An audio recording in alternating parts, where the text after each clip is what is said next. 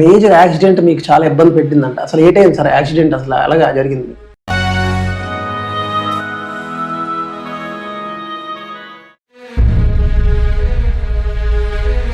అయితే అక్కడ జాయిన్ అయిన తర్వాత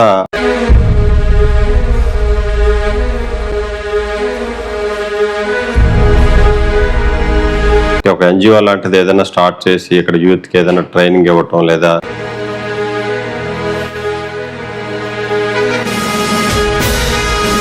ఈ బోనంగి మండలంలో మీకు ఏమైనా తీపి జ్ఞాపకాలు ఉన్నాయంటే ఏం చెప్తారు?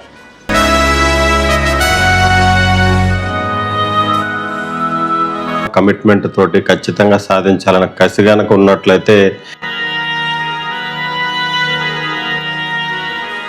అనేది అసలు యూత్ చాలా మంది కూడా నేను ఈ జాబ్ చేస్తే ఈ సబ్జెక్ట్ ఎంచుకోవాలని అనుకునే పరిస్థితుల్లో మనం ఉన్నాం.